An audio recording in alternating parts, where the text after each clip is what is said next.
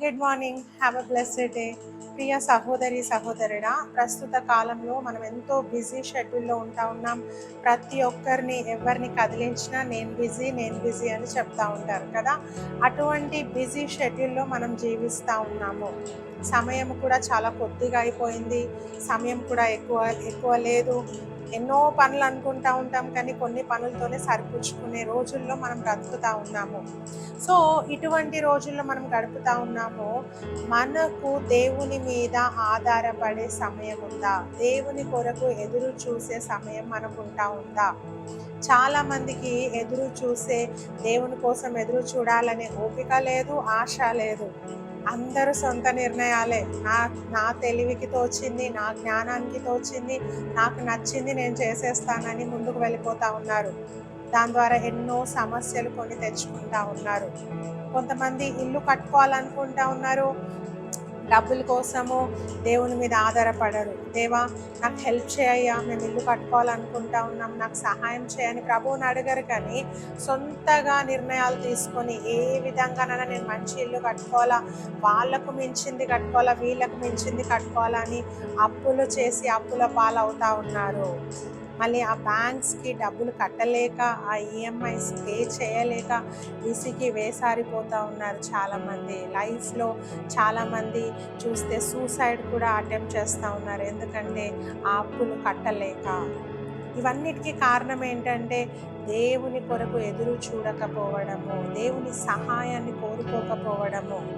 నాకు అన్ని తెలుసులే, నా బలంతో నేను అన్ని చేసుకుంటాలే, నా తెలివితో నేను అన్ని చేసుకుంటాలే అని అనుకుంటే మనము చాలా ఇబ్బందులు ఎదుర్కొంటాము.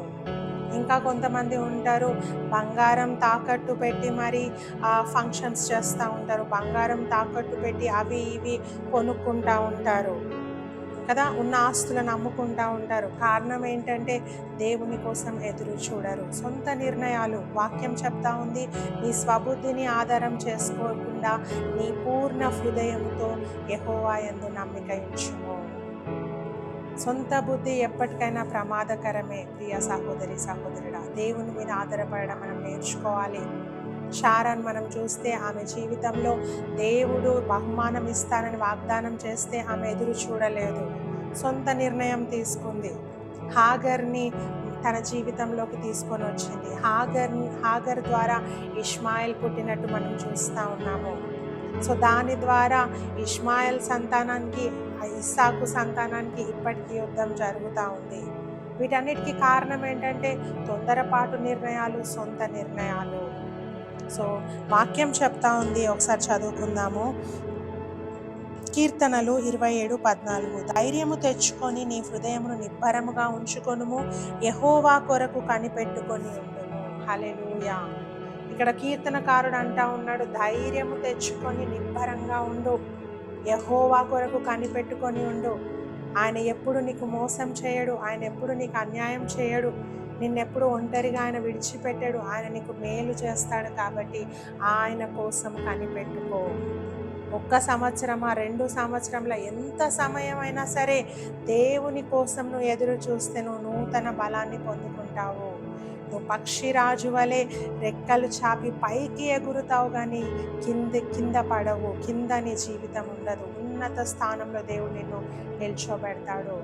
కాబట్టి మన సొంత నిర్ణయాలు మానేసి దేవుని కోసము కనిపెట్టుకొని ఉందాం. God bless you.